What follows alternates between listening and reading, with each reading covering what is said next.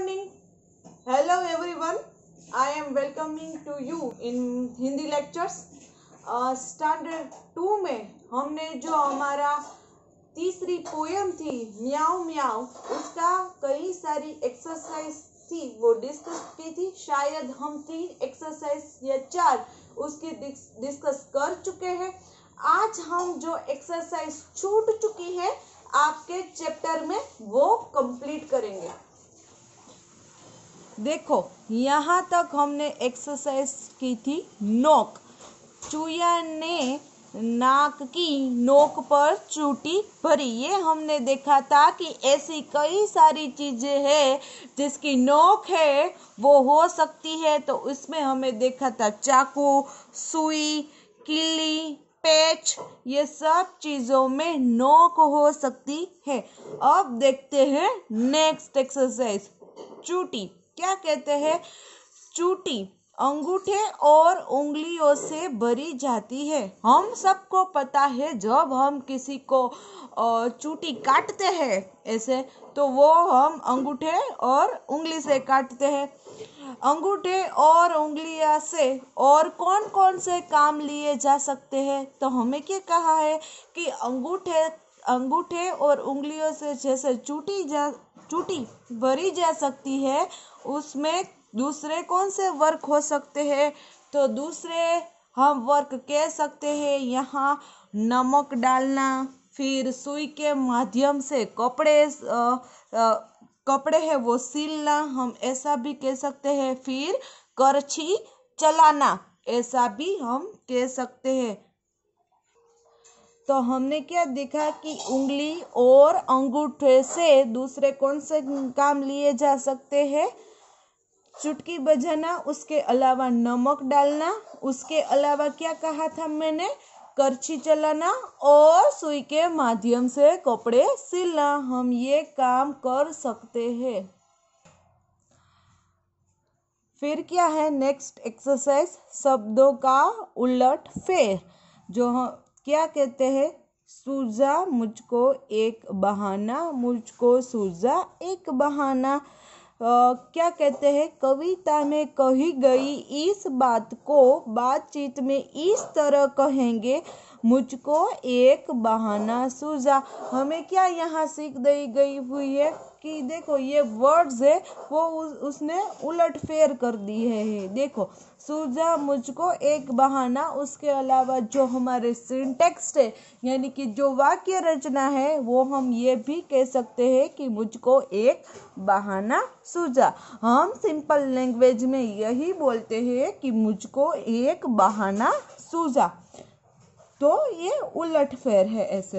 अब नीचे देखिए, नीचे लिखी बातों को 2 तरीकों से लिखो। पहला क्या है? खड़ी गाय की चौराहे पर। क्या कहते हैं? इस जो वाक्य है वो क्रोनोलॉजिकल वाइज नहीं है, यानी कि हमें इसमें सही क्रम में लगाना है। तो हम क्या करेंगे कि गाय थी वो चौराहे पर खड़ी थी, हम ऐसा कह सकते हैं कि जो गाय थी वो चौराहे पर खड़ी थी। देखो इस वाक्य को मैंने क्रोनोलॉजिकल वाइज ठीक किया है। फिर क्या है? घुस गया शेर जंगल में। तो पहले का क्या आएगा? शेर आएगा। शेर कहाँ घुसा? जंगल, तो फिर जंगल में आएगा। तो हम क्या लिखेंगे इस वाक्य को? शेर जंगल में घुस गया। देखो जब भी ऐसे वाक्य आए एग्जाम में तो आपको क्या करना है? सबसे पहले जो करता है यानी कि जो क्रिया है, उसका जो क्रिया है, जो एक्शन है, वो जो भी आदमी करता है उसका नाम पहले लिखना है। और फिर कर्म आएगा, यानी कर्म का मीनिंग क्या होता है कि वो का। देखो इस सेंटेंस में शेर पहले आया जैसे, यानी कि शेर था वो घुसा था। तो आपको ये क्वेश्चन अपने आप से पूछना है कि कौन घुसा जंगल में? तो आपको जवाब मिल जाएगा शेर। आपको पहले कौन से प्रश्न पूछना है, फिर है कहाँ से प्रश्न पूछना है कि शेर कहाँ घुसा। तो आपको दूसरा भी आंसर मिल जाएगा जंगल में। और फिर जो आप है जो बाकी छूट चुके हैं वर्ड्स वो तो लिख ही सकते हो अपने आप से। शेर जंगल में घुस गया। इसी तरह आप कई सारे वाक्य है वो अपनी तरह से बना सकते हो। और तो हमारा ये जो चैप्टर है म्याऊ म्याऊ पोएम उसका पेज नंबर 18 हम कंप्लीट करते हैं। आगे देखते हैं पेज नंबर 19 पे क्या है। देखो, बिल्ली कैसे रहने आई मनुष्य के संग। क्या है? बिल्ली कैसे रहने आई मनुष्य के संग। देखो ये एक स्टोरी है। This is a picture composition, यानी कि जो पिक्चर दिखाती है वो एक स्टोरी है। क्या कहते हैं? स्टोरी का नाम क्या है? बिल्ली कैसे रहने आई मनुष्य के संग। यानी कि जो बिल्ली है वो एक इंसान यानी कि मनुष्य के साथ कैसे रहने आई उसके बारे में है। तो इस पिक्चर को हमें देखकर, देखो पिक्चर के साथ साथ स्टोरी भी यहाँ लिखी गई हुई है, ये सब हम देख सकते हैं। देखो स्टोरी कहाँ से स्टार्ट होती है। बिल्ली अपने मौसेरे भाई शेर के साथ जंगल में एक बड़े महल में रहती थी। क्या कहा? बिल्ली है वो अपने मौसेरे भाई यानी कि जो इसका कजिन ब्रदर था, जो कौन था? वो शेर था, उसके साथ कहाँ रहती थी? महल में रहती थी, एक बड़े जंगल के बड़े महल में रहती थी। फिर क्या है? लेकिन वहां वह खुश नहीं थी। बिल्ली है वो महल में तो रहती थी, लेकिन वो महल में अपने मौसेरे भाई के साथ है वो खुश नहीं थी। फिर क्या है? देखो इस पिक्चर में हम देख सकते हैं, फर्स्ट पिक्चर में ये कैसल है यानी कि महल है एक, ये बिल्ली है और ये उसका भाई है वो शेर है। लेकिन हमने क्या देखा कि बिल्ली है वो खुश नहीं थी महल में।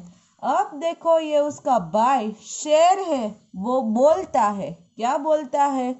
बहन। फिर ये बिल्ली बोलती है। देखो यहाँ हमें दिखाई दे रहा है कि बिल्ली कैसे बोलती है। देखो बहन ओ। फिर देखो यहाँ आई भैया आई, आ गई। क्या कहते हैं? ये बिल्ली है उसके भैया है शेर, उसको कहती है कि आई भैया आई, मैं आ गई हूँ। ये बिल्ली अनहैप्पी है। आगे क्या होता है? मेरे खाने का वक्त हो गया है और तुमने अभी पतल भी नहीं बिछाई है। क्या कहते हैं उसका ब्रदर यानी कि वो शेर क्या कहता है कि मुझे तो अब भूख लगी है और तुमने कुछ खाना ही नहीं पकाया है, पत्तल भी नहीं चढ़ाई है, ऐसा कहता है। फिर ये देखो बिल्ली बोलती है बस अभी बिछाती हूँ भैया। क्या कहते हैं? बस अभी है, मैं चूल्हा चढ़ाने ही वाली हूँ, यानी कि स्टार्ट करने ही वाली हूँ, यानी कि पत्तल बिछाती हूँ, ऐसा। आगे क्या कहते हैं? बिल्ली तुरंत केले का पत्ता ले आई और शेर के सामने बिछा दिया। क्या किया बिल्ली ने? क्या लाई? देखो यहाँ हम केले का पत्ता है ग्रीन, उसका पिक्चर हम देख सकते हैं और उसने शेर के सामने रख दिया केले का पत्ता। देखो अब ये शेर का पिक्चर, शेर क्या बोलता है? ऐसे, आज सुबह मैंने भेड़िया पकड़ा था, न वह परसों। फिर क्या कहता है शेर कि मुझे आज सुबह मैंने क्या पकड़ा था, किसका शिकार किया था? शेर ने पहले भेड़िया पकड़ा था ना, वह परसों, वो मुझे सर्व करो, परोसो, मुझे खाने में भेड़िया चाहिए जो मैंने शिकार किया था। देखो ये इस केले के पत्ते में हम इस भेड़िए का जो पिक्चर है वो देख सकते हैं। आहा मजा आ गया। देखो ये शेर के से माउथ वाटरिंग हो रहा है, यानी कि उसके मुंह में ऐसा पानी आ रहा है। ये उसने क्या खाया? भेड़िया खाया। इसलिए तो आज की स्टोरी के लिए इतना ही। जब नेक्स्ट लेक्चर में मिलेंगे तो इस स्टोरी को कंटिन्यू करेंगे। जब भी ये चैप्टर खत्म हो जाएगा तब आप उसको वर्कबुक यानी कि आप वर्कबुक की PDF है वो आपको व्हाट्सएप में मिल जाएंगी। तब तक आपको क्या करना है, इस चैप्टर को रीड करना है, लर्न करना है, पोयम को समझना है और स्टोरी भी रीड करनी है। Till then goodbye to all.